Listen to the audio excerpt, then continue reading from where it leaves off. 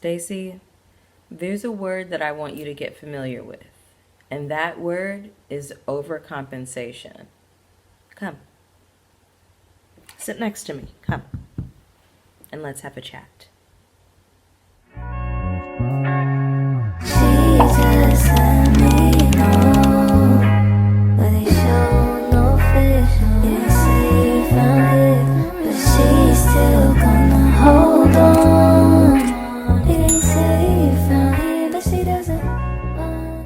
What's up, everybody? It's your girl Bonnie Scotch. Thank you so much for tuning into my video today. I wanted to bring you a review for Real Housewives of Potomac. This is season 9, episode 11. I feel like this was a cool episode. It kind of picked up towards the end, around the time that we get to Karen's party. Before we get into today's review, go ahead and hit the like button for me. When you hit the like button, not only is it a free way to support my channel, but it also lets YouTube know that I'm here and that you all are rocking with my commentary. So YouTube starts to shoot my content out to other viewers just like you, an audience who ordinarily would not get an opportunity to connect with my channel. Quick church announcement, I am very close to 4,000 subscribers, which is a little bit wild to me because I just hit 1K at the very top of the year. So my channel is growing. I'm so grateful, so thankful for all Scotch Bonnets who have been holding me down, hitting the like button, joining me in the chat whenever I post the premiere on my channel, and also whenever I go live. The way you guys show me love is just absolutely insane. I mean, I told you guys this before, but in the last 3 weeks, I've been getting this report that Scotch Bonnets are watching my content for longer periods of time. So that is actually what's pushing me out to other viewers, and I'm just like, my mind is blown. Okay, y'all love me, I love y'all back. Y'all already know we right here with it. Thank you all. I am so grateful.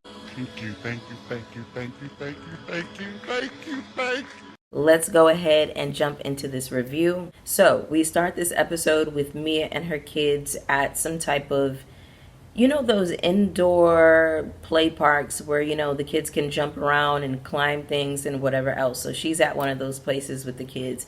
And she's saying, you know, I want the kids to go through their process and feel like they can ask me questions and so on and so forth.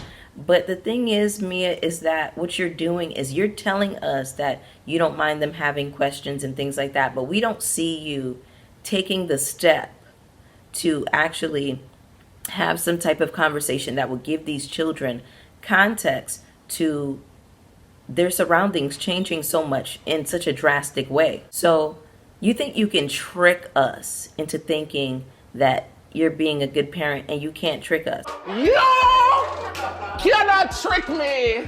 You cannot trick me. So in the next scene, we have Stacy, Gizelle, and Karen meeting up for lunch. Stacy is saying that she really wants to penetrate this bubble, this wall that Gizelle has up. She really feels like deep down inside, Gizelle is warm and cuddly. I personally never got the impression that she was warm and cuddly. I always got cold and prickly from her. This is where we learn that Karen is throwing a party called Love Lagoon.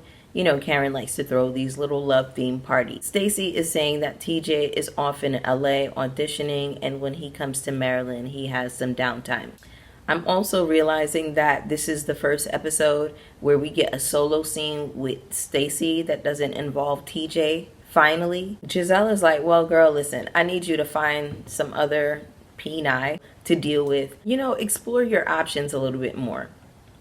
Gizelle and Karen seem to think that TJ has a whole other life in LA, and I do agree with them. You don't know what this man got going on.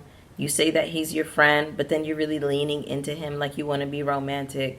And I think you've confused yourself. You've definitely confused yourself. He's not even affectionate with you. He doesn't even act like he likes you. So I don't personally understand what the appeal is. In the next scene, we have Wendy and all of the ladies meeting up at a boutique. Everyone comes in looking really nice except for Gizelle and Ashley. So in Gizelle's confessional, Gizelle is like, Wendy, what's going on, Wendy? Why? Why are we getting invited to a boutique? What's going on?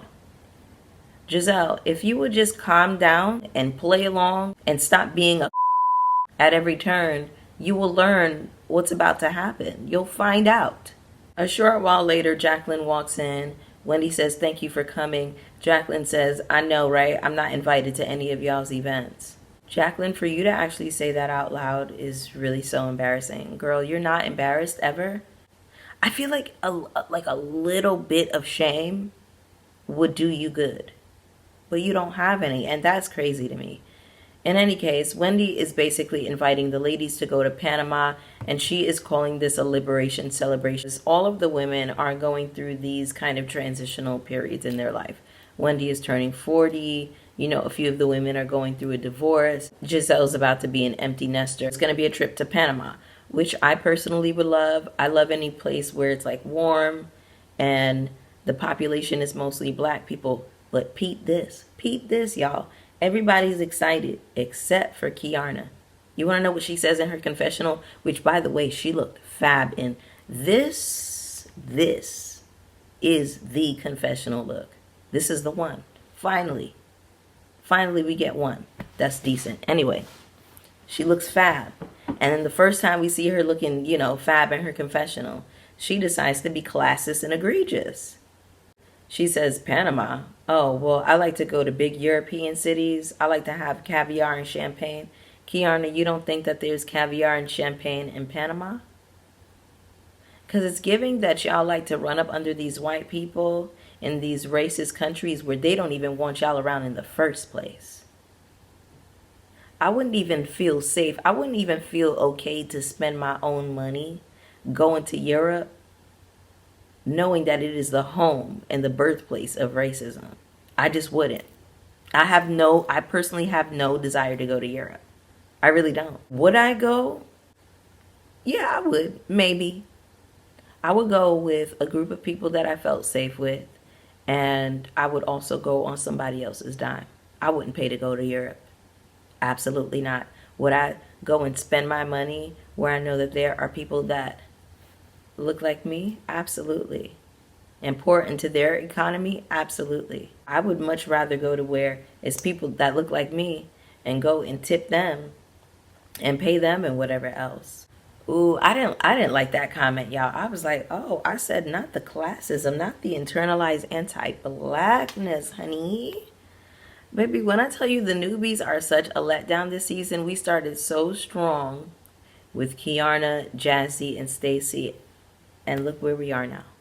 So Mia pulls Karen to the side and she's asking Karen, can Jacqueline come in place of Gordon and Ink because neither of them can make it? And Karen says, I'm in a place in my life where I need to set boundaries. My home is my peace, and I'm not going to have somebody in my home that talks about me like a dog. And then Karen in her confessional says, listen, Mia even asking me this is letting me know that this is the setup for something foul. Karen is very smart, Mia. She understands that you're a weasel from the sewer, understands the type of games that you like to play, so she's already kind of preparing herself for this. So Mia goes back and tells Jacqueline Karen said no, and Jacqueline is like, oh, well, I didn't want to come anyway. I didn't want to do anything that would make Karen feel like I'm extending an olive branch. Girl, her inviting you into her home would be her extending an olive branch to you. You were the one who was begging to be in her space. I don't know, why you need us to like you so bad. Why you need my validation. So in this next scene, we have Kiana, Uggums McGee, and we are introduced to her brother. Now, finally, we get a good-looking man on our TV aside from Happy Eddie for this show, for Potomac, because I just don't feel like there are really any handsome men outside of Happy Eddie on this show. No shade. No shade. So finally we get a good looking man. Shout out to Kiana's brother. Bring him around more. He seems like he has really good energy. He was nice to look at, okay? Hello? I just thought it was so interesting in this scene how Kiana is explaining to Uggums Wilson that I thought that Panama was a city in Florida. And he's like, yeah, there is a Panama City in Florida. But I just thought it was so interesting because in your confessional, you try to give, I go to Europe, darling, caviar, and I give champagne, darling, and all of that. But you didn't even know that Panama City and Florida, the island, are two different places. I found that to be very interesting. You try to come off like you're so stush and you're so worldly, but you didn't even know the difference between Panama City and Panama, the island. just did the... So Kay in her confessional says that Ugmo Williams is not supportive of her being on the show. It doesn't feel like support. Y'all, side note, Kiana got on a good piece of hair in this scene. I mean a good piece of hair. Silky, it's flowing, it's gorgeous. So later on, Kiana says that Ugman Williams values respect, order, and food while she values adoration and affection. So what you're telling us is that you know that your values are different and you still decided that you wanted to be with this ugly ass man, and you chose your choice. You chose to build a house from the ground up with a man who not only is unsightly, but also you know you have completely different value systems. You chose your choice, so why are you telling us? Why are you telling us? Then later on in Watch What Happens Live, I don't know if y'all caught that, but Andy kept grilling Greg about, oh, are you okay with her being on the show now? Are you good with her being on the show now? He kept asking Greg all of these like very pointed questions, and then we also learned that they're engaged. Girl, you feel like you need to be getting engaged to this man? Kiana, you knew that this wasn't the life you wanted, and you still went and built a house from the ground up with this man. So what's the issue? Why are you telling us? Every time we turn around, you promoting his business, you working for him. You got on his ugly ass work polo. Girl, she's so unserious to me. Like, I don't know. It's just like, it's 8 billion people in the world. You can find somebody who matches your values. You can. And who looks like somebody who is the caliber of man that you should be with. What do you like about this man? When y'all get with these men, and it's like, oh, I like him, I love him. What do you like about him? What do you love about him? In the next scene, we have Stacy meeting up with her aunt. She says that her aunt is more like a sister to her. And I really did enjoy this scene. Stacy's aunt seems like she is a very real person. And it was nice, it was refreshing to see Stacy with a person that looks like they're anchored in reality, right? Now, Stacy is telling her aunt she's dating, she has a best friend, and they haven't slept together. The aunt is saying that it is good that Stacy and this man haven't slept together yet. And I agree with the aunt, like, on the surface, right? Because Stacy is saying, oh, I can really lose myself if I sleep with him. Girl, you've lost yourself and ain't nothing happened yet. You've lost yourself, and this man has never showed you that he even likes you. So, what? Sister aunt doesn't have the full story. She doesn't know that this man has Stacy on TV looking an absolute fool and a mess. By the way, Stacy has a new confessional look in this episode, and it is absolutely gorgeous, okay? Stunning. Stunning. In the next scene, we have Gizelle meeting up with Namza for a date. So Gizelle on this date is asking this man a bunch of rapid fire questions. She's asking him Tupac or Biggie, LeBron James or Michael Jordan, living single or Martin. Girl, is this how you get to know somebody on a date? Gizelle, you're almost 60 years old. These are the questions that you thought to ask on a date? In her confessional, she says that this man might be a little too nice for her. She likes men to be a little bit mean to her. Y'all are weird. You're weird. Okay? Personally, I'm princess. I'm baby. Don't talk to me or deal with me rough. Don't talk to me greasy. Nothing like that. I don't like a man to raise his voice at me. I don't like a man to... Don't crack jokes at me a certain kind of way. Don't roast me. If you do roast me, make it a honey roast. Keep it cute. Like, do it with love. You know what I'm saying? Like, I don't want a mean man. I don't want to mean anybody, especially not a mean man. But anyway, y'all do what y'all want, y'all. I mean, we know you like a mean man because you brought Jamal back here and he cheated on you a bunch of times and had outside babies. So, okay, how mean do they have to be? Like, what's the limit? Girl, anyway, now we're at this Love Lagoon party. It looks really nice and really well put together. Ray and Karen have 2 mermaids in the pool. I thought that was a really cute touch. They were like doing some coordinated mermaid things, and That was really cute. We have TJ and Stacy here. We have Jazzy and her man. Mia is here alone, and she is wearing this really ugly synthetic beauty supply ombre blonde wig. It is just so terrible. But remember, Mia's supposed to be a boss and a CEO and the money girl, right? Okay. Then we have Wendy and Eddie showed up. Wendy looks so damn good, y'all. Wendy looks so good. I still feel like Wendy and Karen are the best dressed on this show. Then we have Kiana coming up with Uggams Brown. Kiana looks amazing. Her man looks absolutely tacky and ridiculous.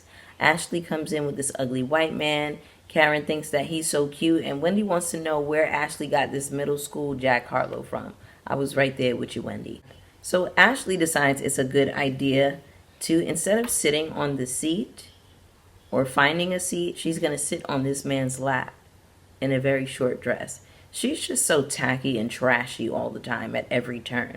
So now we're getting ready to start the games.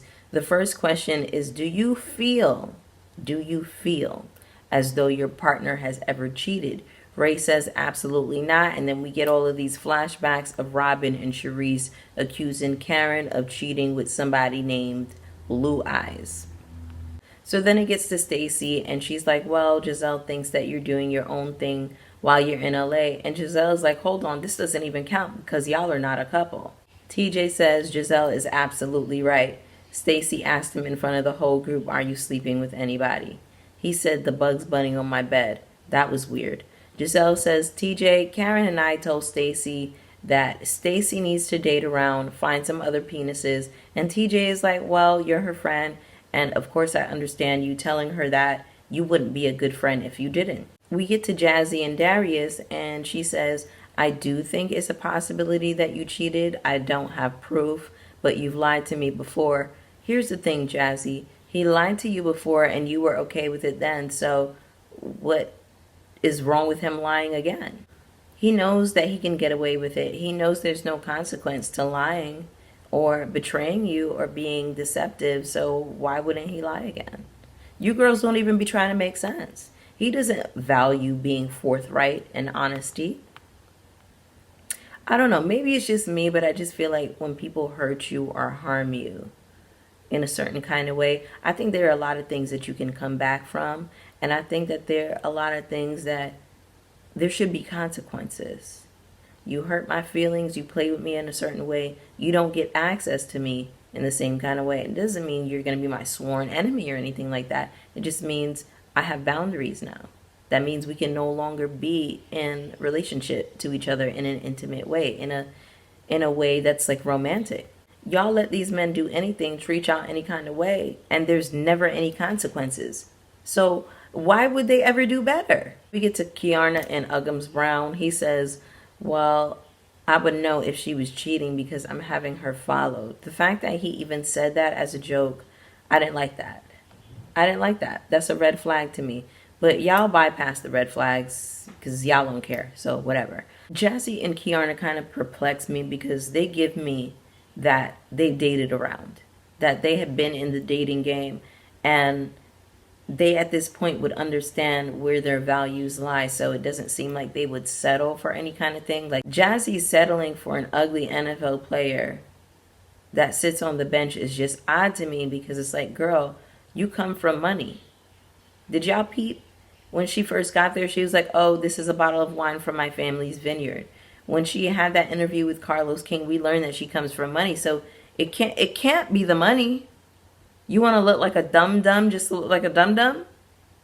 Girl, whatever. I don't care.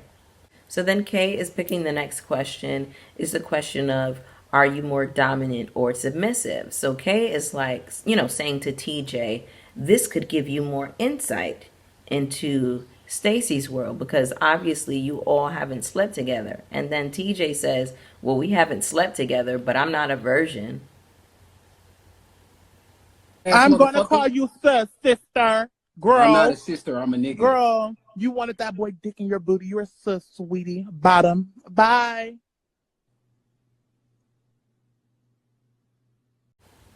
When did anybody say anything about you being a virgin? It sounds like projection. It sounds like overcompensation. Didn't nobody say nothing about your virginity? She said you haven't slept with Stacy yet, which is the truth, right? I don't know. It's so unnecessarily defensive and weird. Also, can I just say, I did appreciate that Stacy and Karen were really the only ones who kind of leaned into like, oh, I'm more dominant in the bedroom. Because I don't want to hear these conversations really about, oh, a woman is submissive in the bedroom. A woman is submissive to a man in just about every facet, in every realm, in every corner of this world and in this life. Why do you need to recreate that dynamic in the bedroom? Sidebar, did y'all peep whenever TJ said to Stacy, oh, well, I don't know why you think you'll be the more dominant one. Of course I'll be dominating you. Sweetie, you went on Watch What Happens Live in a dancehall queen blouse enticing Bravo Andy. So why would we think that you would be the dominant one in the situation? Why would we jump up to believe that you're a top, sweetie? Girl, shut up. I personally I love a submissive man. Give me like a Gomez Adams type, like somebody who's just like all over you and just like is all about like the worship of a woman. Baby, when you get into that, I might be saying too much. But I need me a submissive nigga. No shade. Also, something that I noticed was that Eddie was saying, you know, Wendy tries to be dominant, but I'll pull her back and do this and that. And I didn't like that because it's like if she is trying to explore a more dominant side of her personality, why wouldn't you want her to lean into that? Why does it have to be all about you and what you want? Y'all do whatever y'all want to do in y'all marriages, child, but that was the first time I ever side-eyed Eddie. That was the first time that ever happened. And I was like, ooh, I didn't like that. But anyway, they get into this talk about how Mia, Ashley, and Wendy have seen each other's vaginas because y'all know they like to act like bull daggers every once in a while. And then we have Ray saying, you know, when we were younger, Karen used to tear me up. And Gizelle is now asking Ray, you know, Karen said that her mouth is in retirement. Would you like for her mouth to come out of retirement? And Ray's like, absolutely. I thought that was really funny. That did crack me up. And then all of a sudden, the producers pan right over the pool. We have an overhead shot of the pool. The mermaids are swimming away from each other. There's a deer, a baby, like a fawn, off on the side of the lawn that kind of like pauses for a second. So it's like really ominous, and there's Jaws music playing at this time. So we're like, what's about to happen? In walks Jacqueline at the peak of the Jaws music, okay, with a bunch of heart balloons in her hand. And Karen is like, oh, no, this is not what we're doing at all. But y'all, that was the end of the episode. I thought that it was decent. I thought it was just all right. It really picked up around the time that we get to the Blue Lagoon party. But yeah, that was it. Go ahead and get down in the comments with me. You know I want to hear from you. Let me know how you felt about this episode. Hit subscribe if you haven't already. Hit the like button, okay, to push me up in the algorithm. Hit the notification bell so you know when I'm posting. And I will see you in the next one. Peace. Ladies and gentlemen, there's something about this girl, man, from around my way. Ever try to hold back your feelings, but it just wouldn't change.